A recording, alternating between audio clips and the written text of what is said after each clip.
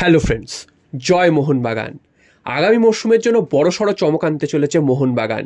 ইতিমধ্যেই সকাল থেকে একটা নিউজ কিন্তু চারিদিকে ভাইরাল হয়ে গেছে, সেটা হচ্ছে অস্ট্রেলিয়ান বিশ্বকাপার জ্যাকসন ইরভাইন।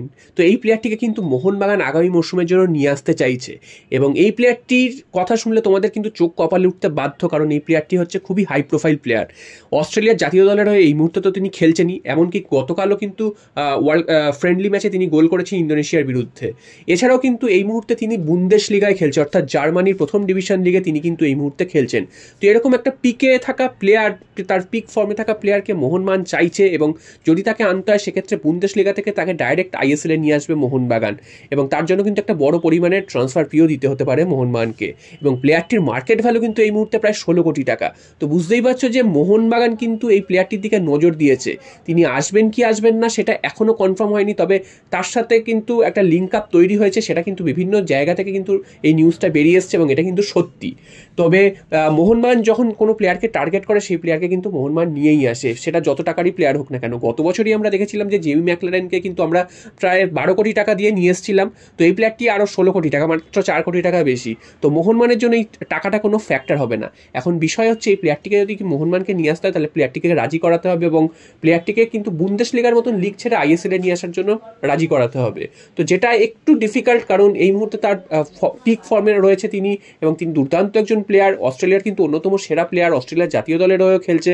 তো তিনি কতটা এই মুহূর্তে একটা পিছনের সারির একটা লিগে আসতে চাইবেন সেটা কিন্তু একটা ফ্যাক্টর। যদিও টাকার প্রস্তাব কিন্তু তার কাছে একটা হিউজ পরিমাণে যাবে, সেটা তো বলাই যায়। 16 কোটি টাকা তার মার্কেট ভ্যালু এবং তার স্যালারি কিন্তু জেমি ম্যাকলারেনের থেকেও অনেকটা বেশি হতে চলেছে। এবার মোহনবাগান যদি এই প্লেয়ারটিকে প্রায় দেড় বছর ধরে তাকে টার্গেট করাচ্ছে এমনটাই কিন্তু নিউজ উঠে এসেছে। তবে এতদিন তাকে সুযোগ পায়নি বা এতদিন ধরে কিন্তু এই নিউজটা উঠে আসেনি, হঠাৎ করে এই নিউজটা উঠে এসেছে এবং মোহনবাগান আগামী মরশুমের জন্য এই প্লেয়ারটিকে চাইছে তেমনটাই কিন্তু জানা যাচ্ছে। এখনও কিন্তু সিজন শেষ হতে প্রায় 3 মাস মতন বাকি, তার আগে থেকেই কিন্তু মোহনবাগান এইসব ট্রান্সফারের জন্য ঝাঁপাতে শুরু করে দিয়েছে। যদি এই প্লেয়ারটিকে মোহনবাগান আনতে পারে সেক্ষেত্রে কিন্তু একটা বিরাট বড় ট্রান্সফার হবে এই মরশুমে, সেটা কিন্তু বলাই যায় এবং ভারতীয় ফুটবলের অন্যতম বড় ট্রান্সফার হবে। কারণ এরকম বুন্দেশলিগা বা এরকম ইউরোপের টপ 5 লিগে খেলতে খেলতে কোনো প্লেয়ারকে তুলে এনেছে এরকম কোনো ভারতীয় ক্লাব কিন্তু এই মুহূর্তে নেই। জনি কাগোকে নিয়ে এসেছিল ইউরো কাপ খেলার পরপরই ফিনল্যান্ড থেকে, তবে তিনি যেসব ক্লাবে খেলতেন সেই ক্লাবগুলো কিন্তু ইউরোপের টপ 5 ক্লাবের মধ্যে কিন্তু টপ 5 লিগের মধ্যে কিন্তু সেই ক্লাবগুলো ছিল না। তো সেদিক থেকে দেখতে গেলে জনি কাগোর থেকেও কিন্তু একটা হিউজ অনেক বড় পরিমাণের একটা প্লেয়ারকে নিয়ে আসতে পারছে মোহনবাগান এবং তিনিও বিশ্বকাপেও তিনি অস্ট্রেলিয়ার হয়ে খেলেছেন জেমি ম্যাকলারেনের মতো। তো অসংখ্য গোলও রয়েছে। যদিও তিনি স্ট্রাইকার পজিশনে খেলেন না, তার পজিশনটা তোমাদের বলে দিই, তিনি কিন্তু মিডফিল্ড পজিশনে খেলেন, এমনকি দরকার পড়লে ডিফেন্সিভ মিডফিল্ড পজিশনেও খেলতে পারেন। তো মোহনবাগানের কিন্তু একজন বিদেশি মিডফিল্ডারের প্রয়োজন ছিল, যেটা কিন্তু এই বছর মোহনবাগান ঠিকভাবে পালন করতে পারেনি এবং অনেক পরে কিন্তু গ্রেগ স্টুয়ার্টকে মোহনবাগান নিয়ে এসেছিল। তো গ্রেগ স্টুয়ার্টকে নিয়ে এসেছিল ঠিকই, গ্রেগ স্টুয়ার্ট খুবই দুর্দান্ত প্লেয়ার, তিনি যেসব ম্যাচে খেলেছেন অনেক ম্যাচে তিনি কিন্তু একাই ঘুরিয়ে দিয়েছেন, সবই ঠিক আছে। তবে তিনি কিন্তু অনেকটাই বয়স বেশি ছিল এবং যার ফলে কিন্তু তিনি বারবার চোট পাচ্ছিলেন এবং চোট পেলে রিকভারি করতে কিন্তু অনেকটা সময় নিয়ে নিচ্ছিলেন।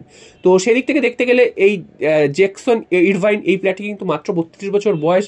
তো এইরকম সময় যদি এই প্লেয়ারটিকে নিয়ে আসতে পারে, তার ফর্মও কিন্তু এখন তুঙ্গে রয়েছে, তো এই সময় যদি এই প্লেয়ারটিকে নিয়ে আসতে পারে তাহলে কিন্তু মোহনবাগানের মিডফিল্ড পজিশনটা কিন্তু অনেকটাই বেটার হবে এবং গ্রেগ স্টুয়ার্টের সামনের মরশুমে না থাকার সম্ভাবনাই বেশি। যেটা শোনা যাচ্ছে গ্রেগ স্টুয়ার্ট কিন্তু মোহনবাগান ছেড়ে কিন্তু যদি ভারতে থাকেন সেক্ষেত্রে তিনি মোহনবাগানেই খেলবেন এবং তিনি যদি ভারত ছাড়েন সেক্ষেত্রে তিনি কিন্তু ইংল্যান্ডে ফিরে যাবেন বা স্কটল্যান্ডে ফিরে তিনি নিজের দেশের কোনো লিগে তিনি খেলবেন।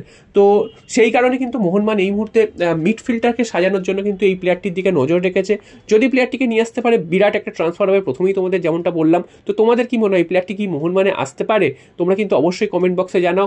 তবে হ্যাঁ, এটা আবার লাস্টের আরও একবার বলে দিচ্ছি যে মোহনবাগান যদি কোনো প্লেয়ারকে টার্গেট করে সেই প্লেয়ারটাকে কিন্তু যে কোনো মূল্যেই মোহনবাগানে নিয়ে আসে।